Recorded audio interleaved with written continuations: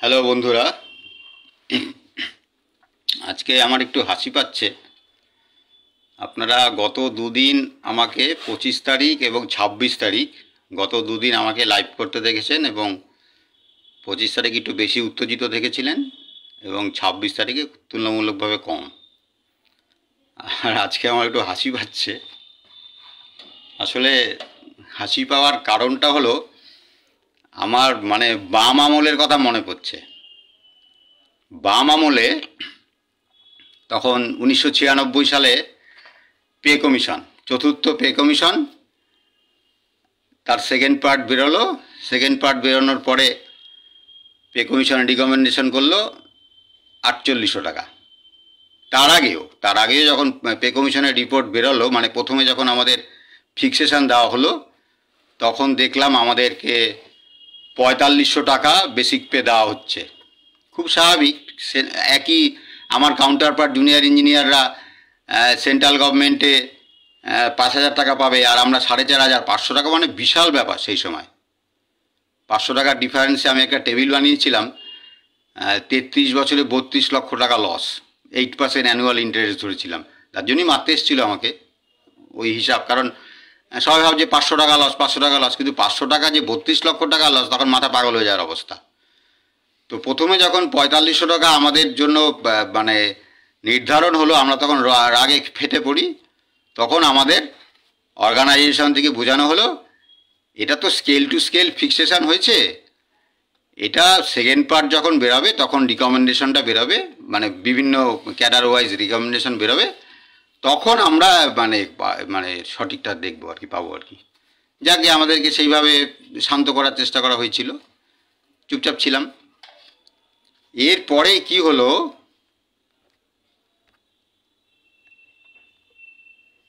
এরপরে second part বেরিয়ে গেল। সেকেন্ড পার্ট বেরিয়ে যাওয়ার পরে দেখা গেল যে 4800 টাকা রিকমেন্ড করেছে। তো প্রথম কথা, 4105 টাকা চাওয়া হয়েছিল। সবচাইতে বড় যে সংগঠন, 98%-এর যারা রিপ্রেজেন্টেটিভ করতো, তারা 4105 টাকা চেয়েছে। সরকার আরও বেশি দিয়েছে, 4500 টাকা। কিন্তু 4500 টাকাতে আমরা তো খুশি না। 4105 টাকা দেওয়াতে ভীষণ ক্ষোভ ছিল, দাবি করাতে 4105 টাকা দাবি করাতে ভীষণ ক্ষোভ ছিল আমাদের। 4500 টাকা দেওয়াতেও খুব একটু কমলেও যাই হোক মেটেনি। কারণ আমার কাউন্টার পার্ট জুনিয়র ইঞ্জিনিয়ার অন্যান্য রাজ্য এবং সেন্ট্রাল গভর্নমেন্ট, সিপিডব্লিউডি, সব জায়গায় রেল 5000 টাকা, আমাদের 4500। তখন আমাদেরকে বোঝানো হলো যে যখন সেকেন্ড পার্ট বেরোবে তখন এটা ঠিক হবে। আচ্ছা, তা সেকেন্ড পার্ট বেরোলো, 4800 টাকা আমাদেরকে দেওয়া হলো। এবং সেটা কিন্তু এ গ্রুপ। আমাদের এইটা একটা অ্যাচিভমেন্ট। সারা ভারতবর্ষে জুনিয়র ইঞ্জিনিয়ার কিন্তু এই গ্রুপ নয়, কিন্তু 4800 টাকা আমাদের রাজ্যে কিন্তু এই গ্রুপ। তো এই গ্রুপের খিদাটা তো ছিলই, কারণ 1974 সালে আমরা গেজেটের স্ট্যাটাস পেয়েছিলাম, যেটা আমরা হারিয়েছিলাম 78 সালে। তাই আমাদের মধ্যে এই গ্রুপের খিদাটা ছিল। তো এই গ্রুপ হওয়া, যাই হোক, ক্ষোভটা আরও বাড়লো। পে কমিশন রিকমেন্ড করেছে, তাহলে তো সেটা আদায় করা সহজ। কিন্তু সেইটা নিয়ে কোনো দাবি করছে না সংগঠন। আশ্চর্য। এবং আমরা যারা দাবি করছি, আমরা তো তখন টু মাচ জুনিয়র। আমাদের উপর আমাদেরকে বিভিন্নভাবে বোঝানো, আমাদের উপর রক্তচক্ষু দেখানো, লাল চক্ষু দেখানো, ইত্যাদি ইত্যাদি। যাই হোক, তো সেরকম খাওয়াতে একটা সময় এমন একটা জায়গায় গেল, যারা আমরা বেশি প্রতিবাদী ছিলাম, তারা আমরা সংগঠনটা করতে পারলাম না। ফিজিক্যাল আক্রমণ শুরু হলো, বিভিন্নভাবে অপমান এক্সেট্রা। যার জন্য আমরা সেটা বাধ্য হলাম। আমি নিউ সেক্রেটারিয়েট বিল্ডিংয়ের পোস্টিং 2006 সালে আমি সংগঠন ছাড়তে বাধ্য হলাম। রামকৃষ্ণ ছিল ওদলাবাড়িতে, শিলিগুড়ি 3 ওদলাবাড়ি 2 জায়গাতে ছিল। এরকম আমাদের মতন বেশ কিছু ছড়িয়ে ছিটিয়ে যারা সংগঠন 2006, 7, 8-এ ছাড়তে বাধ্য হয়েছিল। তো যখন আমরা সংগঠন ছেড়েছি এবং আমরা তীব্র দাবি করছি, নতুন সংগঠনে গিয়ে দেখছি যে আমরা যে দাবি করি সেই দাবি আমার নেতারাও করে, একই রকম, কেউ লাল চক্ষু দেখায় না। এখন আমাদের সংখ্যাটা ভীষণ কম। আর তখন তো এখনকার মতন সুযোগ ছিল না যে আমি একটা লাইভ করে দিলাম, দুদিনে আমার 10,000 ভিউ হয়ে গেল। 2টো লাইভ করলাম আর 2টো পোস্ট করলাম, টোটাল যোগ করে আমার গ্রাফটা আপনারা যে কেউ চাইলে দিয়ে দিতে পারি, যে 25 তারিখের ভিউ 7580, 26 তারিখের ভিউ 2931, দুটো যোগ করলে 10,000-এর বেশি। এই যে একটা মানুষ ঘরে বসে একটা লাইভ করছে বা দুটো পোস্ট করছে, সেটা পশ্চিমবঙ্গের কোনায় কোনায় পৌঁছে যাচ্ছে, এত সহজ তখন ছিল না। কিন্তু আমাদের যে দুর্বল শক্তি ছিল, আমাদের কথা তো সরকার শুনতো না, তা আমাদের কাজ ছিল সাবঅর্ডিনেটেড জুনিয়র সদস্যদের কাছে বিভিন্ন তথ্য দেওয়া, বিভিন্ন লিফলেট, বিভিন্ন রাজ্যের স্কেল, এবং সবার পিছনে ছিলাম আমরা। এবং কোনো কোনো রাজ্য সেন্ট্রাল গভর্নমেন্টের থেকেও বেশি পেত, মানে 5,000-এর বেশি পেত, 5,500 পেত, 5,900 পেত, 6,200 পর্যন্ত ছিল। সেই লিফলেট দিতে গিয়েই তো আমাকে আমার উপর হামলা হলো নিউজ সেক্রেটারিয়েট বিল্ডিংয়ে এপ্রিল মাসের, সম্ভবত 5ই এপ্রিল, ডায়েরি দেখতে হবে।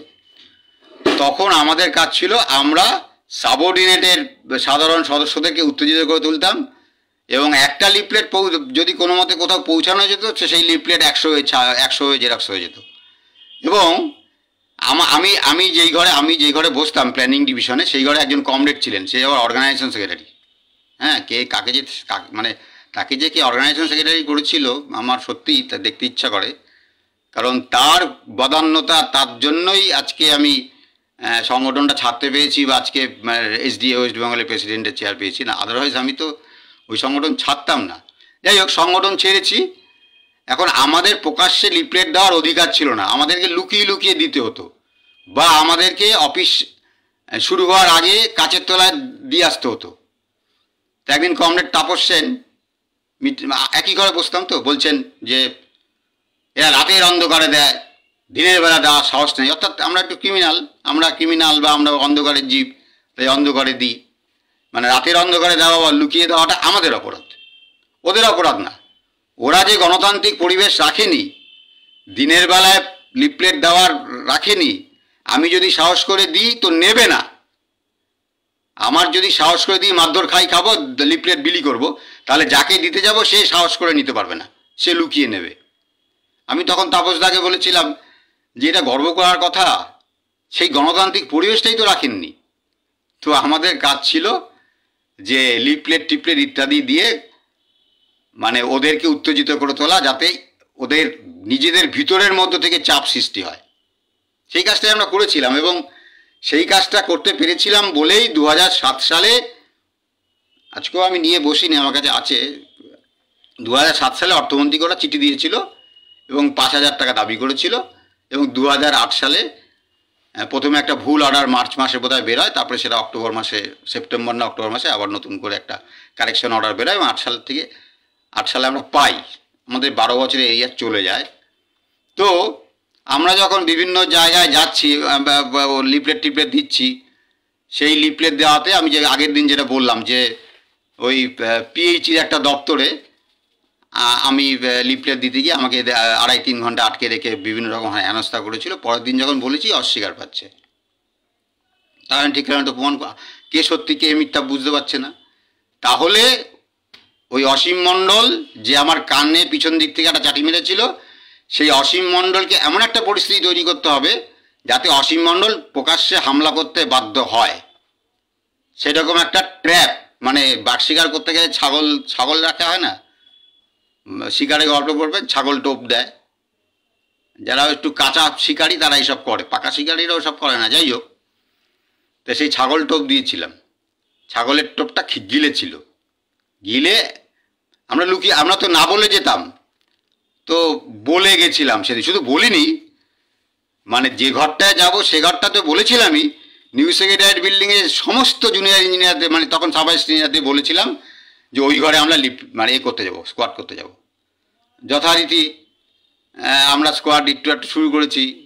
মণ্ডল সাহেব তখনও নেই সেখানে। আমি মণ্ডল সাহেব নেই কেন, উদ্দেশ্যটা তো মণ্ডল সাহেবকে ওখানে নাঙ্গা করা, যে সে আমাদের বাধা দেবে।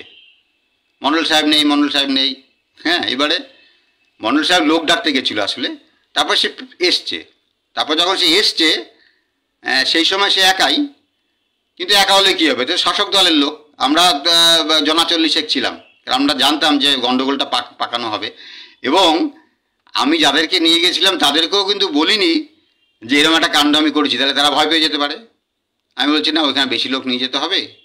40 নিয়ে গেছিলাম বিভিন্ন সংগঠনের, সবাই এসেই 40 তখন পাবো কোথায়। তাদেরকেও বলিনি যাতে তারা ভয় পেয়ে যায়, কিন্তু আমি তো ওই কীর্তিটা করে এসেছি। আর অসীম মণ্ডল লোক জোগাড় করতে গেছে, তো অসীম মণ্ডল যাই হোক সবাই খবর টবর দিয়ে, তখন তো অত সহজ ছিল না ব্যাপারটা। তো অসীম মণ্ডল এসছে, তখন আমরা মানে কিছুটা স্কোয়াডিং হয়ে গেছে, তখনও বাধা দিল, এই ঘরে আপনাদের কোনো মেম্বার নেই, বলা যাবে না। তবে এই ঘরে মেম্বার নেই বলা যাবে না মানে বলার জন্য মেম্বার হতে লাগে।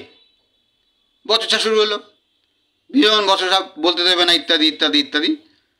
তো যখন বচসাটা কমপ্লিট হলো, ও অসীম মণ্ডল হেরে গেল, আর অসীম মণ্ডলের দলবল তখনও আসেনি, তখন এসে পৌঁছায়নি, ও মাথা এরম করে বসে পড়লো। কিন্তু আমার তো কাজ শেষ, আমি বললাম না আজকে মুড অফ, আজকে আর এই করবো না, আজকে আমার এখানে আর কিছু বলবো না। মোটামুটি বেরিয়ে যাচ্ছি, তখন মোটামুটি 150-200 লোক চলে এসছে, আমরা গোটা 40। তারপর দিকে কে কোথায় পালিয়ে গেছে, 5-6 জন আছি। যাই হোক প্যাক খেতে খেতে খেতে খেতে ওই 5th ফ্লোর থেকে 1st ফ্লোরে এসে লুকিয়েছিলাম, হাউজিং রিক্রিয়েশন ক্লাবের মধ্যে লুকিয়েছিলাম আমরা 5-6 জন। ওরা ঘুরে ঘুরে ঘুরে ঘুরে আমাদের পাচ্ছে না, ঝোলাই হবে পিটাই হবে স্লোগান দিচ্ছে, দিতে দিতে দিতে দিতে আর ক্যারামের প্রতিযোগিতা চলছিল হাউজিং রিক্রিয়েশন ক্লাবে। আর আমরা কয়েকজন চোরের মতন এসে ঢুকে পিছন দিকে বসে আছি, ক্যারামে কম্পিটিশন হচ্ছে। কেউ একজন বলে দিয়েছে আঙুল দিয়ে, জনার্দন বোধহয় নাম ছিল, গ্রুপ ডি ইউনিয়নের নেতা, সম্ভবত জনার্দন নাম, সে আঙুল দিয়ে দেখিয়ে দিয়েছিল ওইখানে ঢুকেছে, পালিয়েছে ওরা।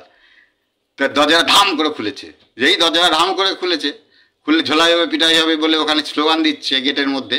আর এরা তো ব্যাপারটা বুঝতে পারছে না, এরা আবার দরজা আটকে দিচ্ছে, মানে যারা ক্যারাম প্রতিযোগিতা করছিল তারা দরজা আটকে দিচ্ছে, আবার ধাম করে খুলছে, আবার আটকে দিচ্ছে। এবার ব্যাপারটা বুঝতে পারছে না যে ব্যাপারটা কী হচ্ছে। আসলে আমরা যে 4-5 জন ওখানে অনুপ্রবেশকারী ঢুকে বসে আছি, আমাদের উদ্দেশ্যে ঝোলাই হবে পিটাই হবে হচ্ছে স্লোগান, পরবর্তীকালে বোধহয় বুঝেছিল। যাই হোক আমরা সেটা গেছিলাম, মানে এই যে ব্যাপারটা, এই হাসিটা আজকে এই কারণে পাচ্ছে যে আমি 2টো লাইভ করেছিলাম, আমি কিন্তু পকেটে একটা তুরুপের তাস রেখে দিয়েছিলাম। হ্যাঁ, তো যেমনভাবে উত্তেজিত করেছিলাম আমি একা নই, আমার মতন আরও অনেকে ছিল, আমরা সাবঅর্ডিনেটের সদস্যদের উত্তেজিত করেছিলাম। ঠিক সিমিলার আমি নিজেও তো উত্তেজিত হয়ে গেছিলাম, আপনারা তো দেখেছিলেন যে প্রথম দিন আমি এতটাই টেনসড ছিলাম, আমার নিজের মাথা ঠিকানা ছিল না। আজকে হাসি পাচ্ছে, কারণ জয় হয়েছে তো স্বাভাবিক হাসি পাবেই। তো অনেকে বলেছে এত টেম্পটেড কেন, আজকে অফিসে আমাকে বলেছে এত টেম্পটেড হয়ে বলছেন ইত্যাদি। হ্যাঁ, দ্বিতীয় দিন টেম্পটেড কম ছিল, প্রথম দিন মানে তখনই পেয়েছিলাম, তখনই যখন খবরটা পেয়ে সত্যিই তার অপমান লাগে না। আমার পোস্ট সেখানে কোটেশনে হবে, অথচ বর্ধমানে এই জিনিস হয়েছিল এবং হওয়ার পরে হলো ওই বাধা দেওয়া হলো, বিভিন্ন সংগঠন থেকে বাধা দেওয়া হলো। আর বর্ধমানে একজন নেতা ছিল, একটা সংগঠনের নেতা, বর্ধমানের টপ নেতা বসে থাকে, তার পক্ষে সুবিধা, যেহেতু সে বর্ধমানেরই লোক, তারা সম্ভবত ওখানে ফিজিক্যালি গিয়ে এটা আটকিয়েছিলেন। এবং নিশ্চয়ই অভিনন্দন জানাবো, কাজ করলে আমরা তো আমাদের পক্ষে কলকাতা থেকে বর্ধমানে ছুটে যাওয়া, আর যিনি বর্ধমানেই আছেন তার পক্ষে বর্ধমান থেকে করা, নইলে আমাদের জেলা কমিটি ওখানে গিয়ে জেলা কমিটির করা, রাজ্য কমিটির করা তো এক জিনিস হয় না। কিন্তু ওখানে ওদের টপ নেতৃত্ব, মানে ওদের বর্ধমানে, আমাদের টপ নেতৃত্ব সব কলকাতা থাকে। যাই হোক, ওরা ফিজিক্যালি ডেপুটেশন দিয়েছিল, সেটা ফেসবুকে দেখেছি, সেটা অভিনন্দনযোগ্য। হ্যাঁ, তো দায় তো সবটা নিতে হবে। যদি আমি বলি অমুকের অমুক, তাহলে তার অন্যায়ের দায়টাও যেমন নিতে হবে, আবার কৃতিত্বও নিতে হবে।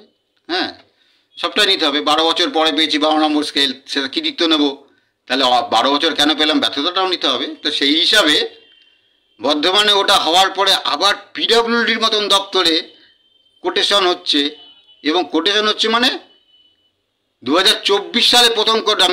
আমি দুটোই পেয়েছিলাম, দুটো জিনিস আমার কাছে এসছে। একটা অর্ডার, একটা এনআইকিউ হয়েছিল 30/7/2024, 30/7/2024, মেমো নম্বর 548/G-42। এই মেমো নম্বরে একটা এনআইকিউ হয়েছিল 1 বছরের জন্য চিফ ইঞ্জিনিয়ার অফিসে, ভেবে দেখুন, চিফ ইঞ্জিনিয়ার অফিসে। এবং সেটার এক্সটেনশন হয়েছে এক্সটেনশন ওয়ার্ক অর্ডার, মানে জুনিয়র ইঞ্জিনিয়ারের নিয়োগ হচ্ছে, তার মধ্যে এক্সটেনশন ওয়ার্ক অর্ডার, এটা যেন কাজ, এটা যেন বাউন্ডারি ওয়াল তৈরি হচ্ছে বা বিল্ডিং তৈরি হচ্ছে বা রাস্তা তৈরি হচ্ছে, এক্সটেনশন ওয়ার্ক অর্ডার। তার মেমো নম্বর হচ্ছে 638/W-680, ব্র্যাকেটে কন্ট্রাকচুয়াল, ডেট হচ্ছে 22/8/2025। তো এই এনআইকিউ অর্ডার এবং work order, extension work order এবং 14/8/2025 NIQ number memo number 821/779B Kolkata ডিভিশনের থেকে নতুন একটা এনআইকিউ ছাড়া হয়েছে 14/8/2025, তার ফার্স্ট এটাকেই আটকাতে হবে। আগেরটা তো অলরেডি হয়ে গেছে, এক্সটেনশন চলছে, যে কোনো দিন আটকে দেওয়া যায়, কিন্তু এটাই আটকাতে হবে। কিন্তু কথাটা হচ্ছে যে আমার সংগঠনের লোক মানে এই যে কোনো কাজ, এই অন্যায় কাজটা আবার আমাদের হাত দিয়েই তো হচ্ছে। একজন ইঞ্জিনিয়ার সই করছেন, চিফ ইঞ্জিনিয়ার অফিসে এই অন্যায় কাজ হচ্ছে, মানে চিফ ইঞ্জিনিয়ার আমাদের তাহলে কি চোখে থাকেন? এইখানে সিনিয়র সুপারিনটেন্ডিং ইঞ্জিনিয়ারের অ্যাপ্রুভাল 31/7/2025 নিয়ে তারপরে ডিভিশনাল মানে এক্সিকিউটিভ ইঞ্জিনিয়ার এই মেমো নাম্বারে এনআইকিউ ডেকেছেন। কিন্তু এই কাজগুলো তো জুনিয়র ইঞ্জিনিয়ার বা এস্টিমেটাররা করে, তাহলে তারা তাদের সংগঠনকে জানাবে না? মানে সেই চেতনাটাই নেই।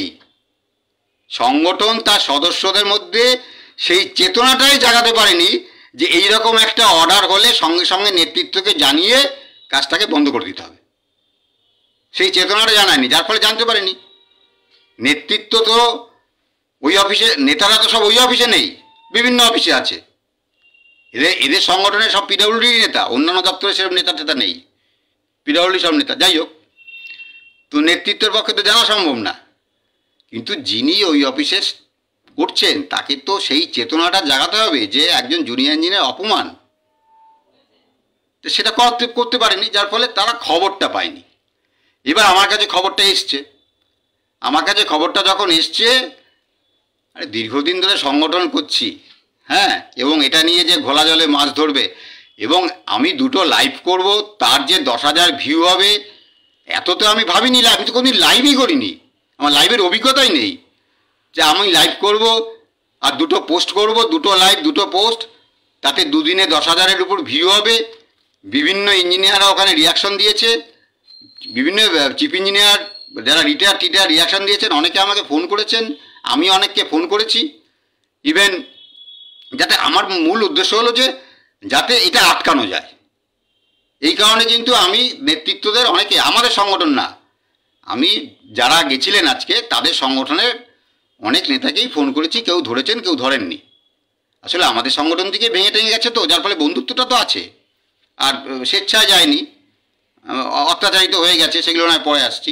যাই হোক, তো আমি জানতাম যে আমি যদি এই ধরনের লাইভ করি সংগঠন চাপে পড়বে, কারণ সংগঠন যদি গর্ব করে বলে আমি সবচেয়ে বড়, আমার বিরাট ক্ষমতা, আমি ট্রান্সফার করে দিতে পারি, তাহলে এইরকম একটা অন্যায় হলে যে সবচেয়ে বড় তার সবচেয়ে বেশি লজ্জা।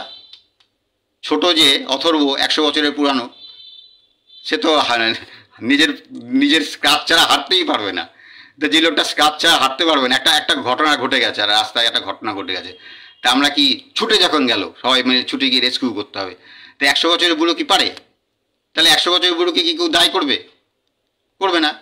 আমাদের বয়স 54-55, আমরা বৃদ্ধের কাছে, আর যার বয়স 10 বা যাই হোক, আমি জানতাম যে এই ধরনের একটা যদি লাইভ করি তাহলে সব সংগঠনই চাপে পড়বে এবং সব সংগঠনই যে যার ক্ষমতা মতো আসবে, এবং যে নিজেকে বেশি প্রচার করে এবং ঘোলা জলে মাছ। এখন এইটা ভাবতে পারিনি যে এই 2টো পোস্ট করব আর 2টো লাইভ করব, তাতে মানে আর কয়েকজনকে ফোন করব, তার ফলে ওয়ার্ক অর্ডারটা মানে এটা ক্যান্সেল হয়ে যাবে।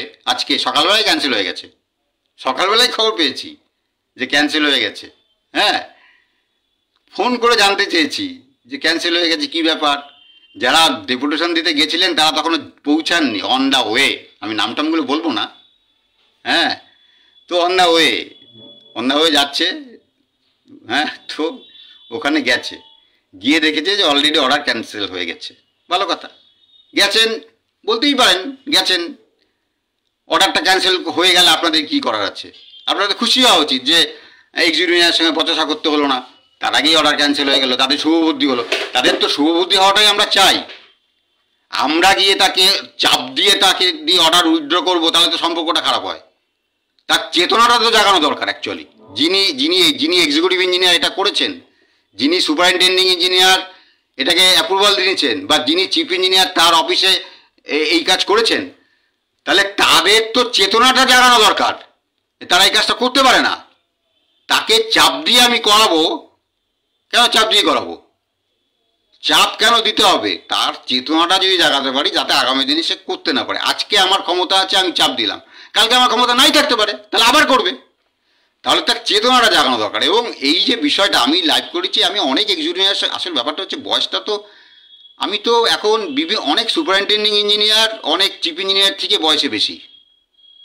আমার নিজের চিফ ইঞ্জিনিয়ার আমার থেকে বয়সে জুনিয়র, যার ফলে দীর্ঘদিন চাকরি করার ফলে যাদেরকে অ্যাসিস্ট্যান্ট হিসেবে পেয়েছি, এক্সিকিউটিভ হিসেবে পেয়েছি, তারাই তো চিফ ইঞ্জিনিয়ার চেয়ারে গেছেন, এসির চেয়ারে গেছেন।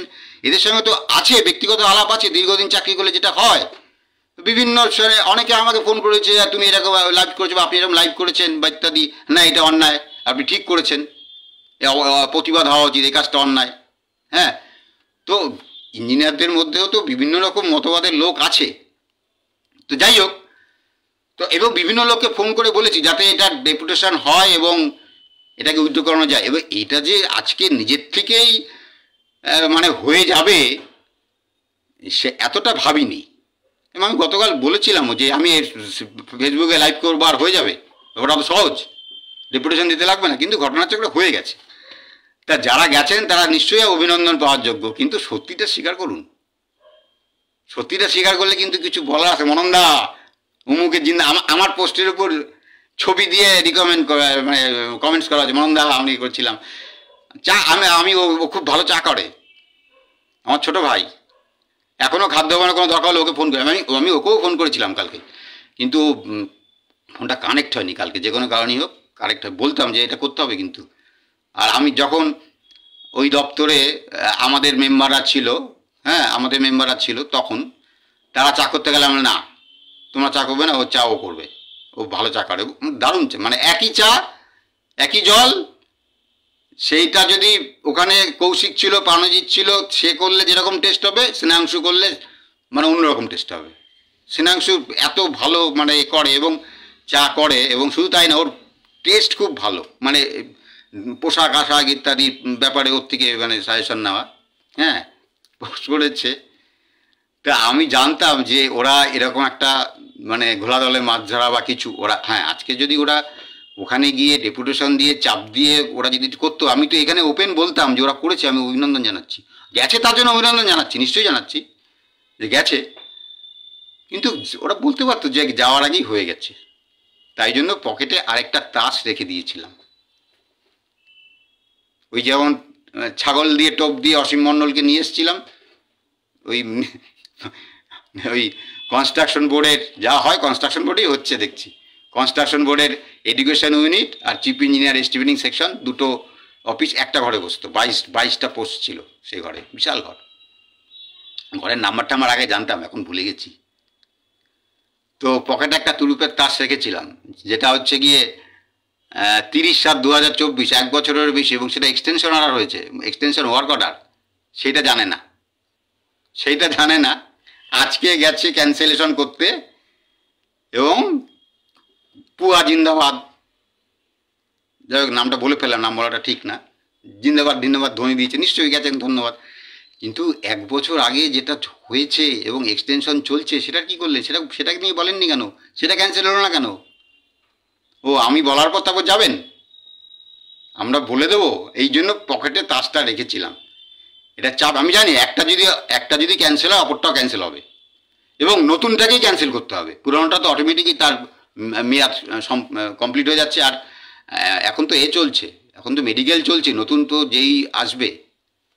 হ্যাঁ, তো যদি তারা যদি জানতো যে আমার পকেটে একটা তুলুপের তাস আছে এবং সেই তাসটা আমি ফেলবো, তাহলে নিশ্চয়ই আজকে ওই কৃতিত্বটা নিত না, বা সত্যি কথাটা বলতে আমরা গেছিলাম, আমিও তো অস্বীকার করছি না, গেছিল তো, এবং গেছিল যে দেখলাম WRDDর সবাই। এবং বিষয়টা তো কৌশিক তো আমার মানে প্রচণ্ড আমার সঙ্গে একটা কৌশিকের ছবি, আমি অন্যরা না চিনলে আমি চিনতে, আমি ছবির মধ্যে দেখলাম প্রাণজিতের ছবিটা আছে, কৌশিকের ছবি প্রাণজিতের পিছনে, আমি চিনতে পারছি। হ্যাঁ, অন্যরা না চিনলেও আমি চিনতে পারছি। তো ব্যাপারটা হলো যে আচ্ছা, কৌশিক প্রাণজিৎ কী করে মেম্বার হলো? কৌশিক প্রাণজিৎ আমাদের মুখ ছিল WRDD, তার আগে বিজয় ছিল, বিজয় আমাদের ডাব্লিউআরডির মুখ ছিল, ওকে কুশমন্ডিতে ট্রান্সফার করে দেওয়া হলো। একটা মুখ চলে গেল, আমরা জানতেও পারলাম না, হুট করে ট্রান্সফার হলো, আমরা ট্রান্সফারটা রুখতে পারিনি। বিজয়ের নামে রটিয়ে দেওয়া হয়েছিল বিজেপি করে, এইভাবে তার ট্রান্সফার করা হয়েছিল এবং পরবর্তীকালে আমরা দেখেছি যে যাই হোক সেটা আমরা রুখতে পারিনি। বিজয় আমাদের সংগঠনও করে না, বিজয় অন্য সংগঠন করে। হ্যাঁ, তো কৌশিক প্রাণজিতের উপর 4 বার আক্রমণ হলো। প্রাণজিতের ছবিটা আছে বলেই বললাম, নাহলে বলতাম না। প্রাণজিতের উপর 4 বার আক্রমণ হলো, 3 বার ঠেকাতে পেরেছিলাম, কারণ প্রাণজিৎ ডিপার্টমেন্টের ভীষণ মানে অফিসারদের কাছে ভীষণ, কৌশিক এবং প্রাণজিৎ অফিসারদের কাছে ভীষণ প্রিয়, ব্যবহারটা ভালো, তো ভদ্র ছেলে। তো প্রাণজিৎ তার মেয়েকে নিয়ে মাধ্যমিক পাশ করার পরে মেয়েকে নিয়ে কালিম্পংয়ে ঘুরতে গেছে, তখন মন্ত্রীর অর্ডার হয়েছে 8 ঘন্টার মধ্যে ওকে ট্রান্সফার করে দাও। 3 নম্বর অ্যাটাকের কথা বলছি, সম্ভবত 3 নম্বর অ্যাটাক। প্রচণ্ড ভালো ছেলে বলে খবর পেয়ে গেছে কালিম্পং থেকেই, আমরা ছুটে গেছি, ছুটে গিয়ে আমরা আটকিয়েছি। চিফ ইঞ্জিনিয়ারের কাছে গিয়ে বলছি মন্ত্রীর সঙ্গে আমাদের দেখা করতে দিন, তারপরে করবেন। মন্ত্রী তখন বোধহয় মেঘালয়, এক্স্যাক্ট তো এত মনে নেই। তো প্রাণজিতের উপর 3 বার হামলা হয়েছে, 3 বার আমরা আটকে দিয়েছি, কিন্তু 4র্থবার আমরা জানতে পারিনি।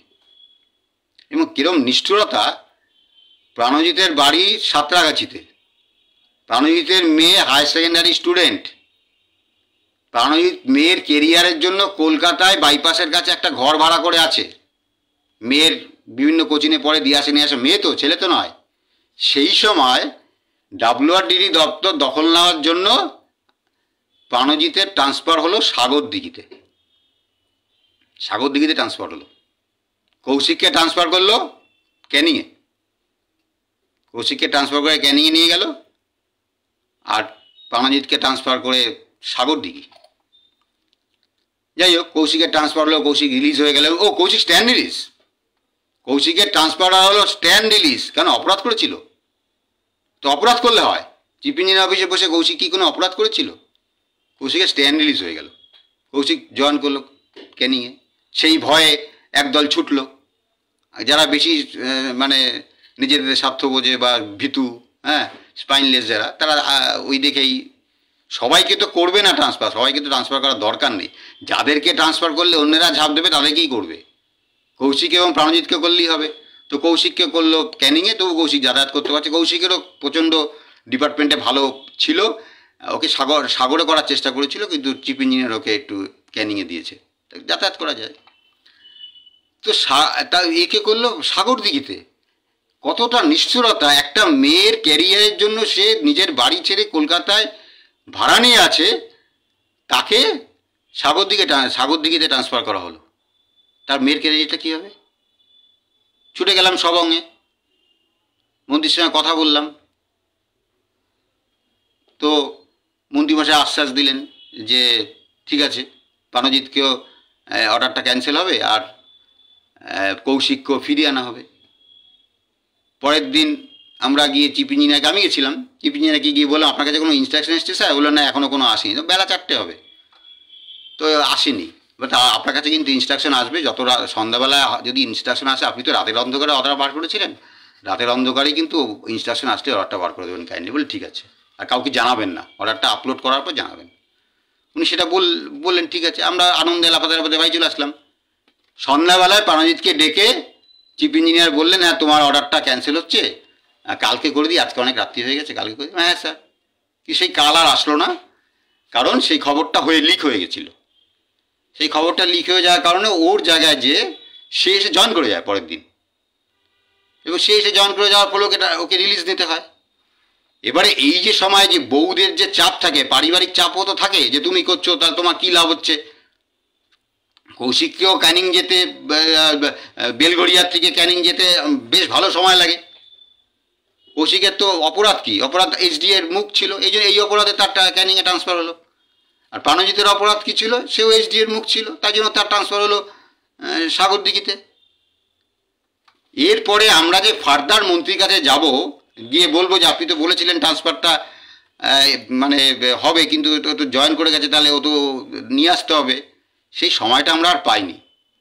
ওরা এসব রিস্ক না নিয়ে ওরা দলবল মিলিয়ে ওরা সংগঠন চেঞ্জ করলো। তা সকলের তো চাপ নেওয়ার ক্ষমতা সমান থাকে না। তা সেই প্রাণজিৎ এসছে, সেই ইচ্ছা এসছে।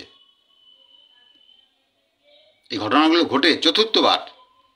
কোনো সময় প্রাণজিৎকে বলা হয়েছে সিপিএম করে, কোনো সময় বলা হয়েছে বিজেপি করে, কোনো সময় বলা হয়েছে ট্রান্সফার পোস্টিংয়ে পয়সা ইনকাম করে। এই বিভিন্ন রকম মিথ্যা অভিযোগে প্রাণজিতের উপর 4 বার আক্রমণ হয়েছে। চতুর্থবার প্রাণজিৎকে আমরা জানতেই পারিনি, কারণ বারবার আমরা আটকে দিচ্ছি বলে চতুর্থবার একদম মানে না জানতে পেরে অর্ডারটা বেরিয়েছিল। সেই প্রাণজিৎ কৌশিক আজকের ডেপুটেশনে ছিল। আপনাদের কি মনে হয় সাধারণ বুদ্ধিতে, যাদেরকে এইভাবে অত্যাচার করে নিয়ে যাওয়া হয়েছে, ওরা কি আমাদের সংগঠনের নীতি আদর্শে বীতশ্রদ্ধ হয়ে গেছিল? তাহলে যেহেতু ছবিগুলো দেখলাম বলেই এই কথাগুলো বলছি, তো হাসিটা এই কারণেই পাচ্ছে যে ওদের তো যেতে হবে আবার। কারণ ওই অর্ডারটা তো, ওই এক্সটেনশন অর্ডারটা তো যদি কালকের মধ্যে ক্যান্সেল করতে না পারে, উচিত তো আজকে গিয়েই ক্যান্সেল করে দিয়েছে। 25 তারিখে লাইভ করলাম, 26 তারিখ গেল না, তার জন্য 26 তারিখেও লাইভ করলাম। হ্যাঁ, যে 2 দিন লাইভের ফলে ক্যান্সেল হয়ে যাবে এটা তো আমি ভাবিনি। যে যেতে হবে, বলতে হবে যাতে হয়, এবং আরও হায়ার অথরিটির কাছে যেতে হবে প্রয়োজনে। হ্যাঁ, নবান্নে যেতে হবে, হেডকোয়ার্টার চিফ ইঞ্জিনিয়ারের কাছে, ইঞ্জিনিয়ারিং চিফের কাছে বা এই মন্ত্রীর কাছে, এইভাবে হবে। কিন্তু যে কারণেই হোক আজকেই অর্ডার ক্যান্সেল হয়ে গেছে। ক্যান্সেল হওয়ার পরে ওরা পৌঁছেছে, হ্যাঁ, এবং দূর থেকে লোক নিয়ে এসছে, তো সল্টলেক থেকে এসছে। ওদের পোস্টিং তো সল্টলেকে, দূর থেকে আসতে সময় লাগে, দেরি হয়ে গেছে। হ্যাঁ, দেরি হয়ে গেছে। ওই 4টের কাছাকাছি, 3:30 3:30 নাগাদ সম্ভবত 3 ওরকমই হবে। আমিও সাইটে যাচ্ছিলাম। হ্যাঁ, তো এই হচ্ছে ঘটনা। তো গেছিল, সত্যিটা স্বীকার করলে কী অসুবিধা, আমরা গেছিলাম, হয়ে গেছে। আমাদের ভালো যে আমাদের সঙ্গে আমাদের মধ্যে অত্যাচার করতে হয়নি। হ্যাঁ, তো তোমার দায়িত্ব তো দিয়ে দিলাম, আরেকটা টাস্ক দিয়ে দিচ্ছি। আরেকটা টাস্ক, সেটা হলো যে ওই 30/7/2024 এনআইকিউ হয়েছিল, মেমো নম্বর 548G42, এই এবং এক্সটেনশন ওয়ার্ক অর্ডার হয়েছে 22/8/2025। 22 আজকে কত, 27, 5 দিন আগে। খবরই পায় না। কি ক্যাডার বাহিনী বানিয়েছে, নেতৃত্বকে খবরই দিচ্ছে না। সবই তো জুনিয়র ইঞ্জিনিয়াররা করে। সেই চেতনাটাই তো দেখাতে পারেনি যে একটা জুনিয়র ইঞ্জিনিয়ারকে এইভাবে নিলে তার ক্যাডারের অপমান হয়। তাহলে টাস্কটা তো আবার যেতে হবে। হ্যাঁ, আবার ছবি দিতে হবে, ছবি দিয়ে করতে হবে। যাই হোক, তো হয়েছে ভালো নিশ্চয়ই। আমি তো ভোটে দাঁড়াবো না, যে এর কৃতিত্ব আমাকে নিতে হবে। কৃতিত্ব নেয় নিক না। আমার কথা হচ্ছে জুনিয়র ইঞ্জিনিয়াররা যাতে, আমরা তো রাজনীতি করি না। রাজনীতি করলে কি করতাম, রাজনীতি করলে মানে সরকার অন্যায় কাজ করুক, অত্যাচার করুক, যাতে কর্মচারী সমাজ সরকার বিরোধী হয়। যদি সরকার বিরোধী হতাম, সেটাও অনেকে চায় যে ডিএটা না দিলেই ভালো, তাহলে আমরা একটু লড়াই করতে পারি, আমরা সরকারের এগেনস্টে বলতে পারি, বা অন্যায়গুলো হলেই ভালো, অন্যায়গুলো পয়েন্ট আউট করে দেখাবো, কিন্তু পক্ষেরগুলো বলবো না। আমি তো কালকে পক্ষে যাই যে এই সমস্ত, মানে সত্যিটাই তো। আমি যদি কোনো নিরপেক্ষ থাকি, তাহলে আমি দিয়ে পাচ্ছি না এটাও যখন বলবো, আবার এটাও বলবো যে 2 লাখ টাকার ক্যাশলেস এখানে এদের থেকেই পেয়েছি। এটাও বলবো যে 50-50 কোটার এই পে কমিশনের কাছ থেকে আমরা রিকমেন্ডেশন পেয়েছি। মজার কথা কি, আসলে পে কমিশনে আমাদের কোনো প্রতিনিধি নেই। পে কমিশনে ইঞ্জিনিয়ারদের একটা প্রতিনিধি আছে, কিন্তু তারা আমাদের নয়। তারা আমাদের সঙ্গে যত পারে ব্যবধান বাড়াতে চেষ্টা করে। আর কর্মচারীদের যে প্রতিনিধি আছে তারাও আমাদের নয়, তারাও আমাদেরকে হিংসা করে। ইঞ্জিনিয়ার প্রতিনিধি যদি আমাদের কথা ভাবতো, তাহলে কি এই কোটেশন হতো? হয়? যাই গে, তো আবার যেতে হবে বন্ধু।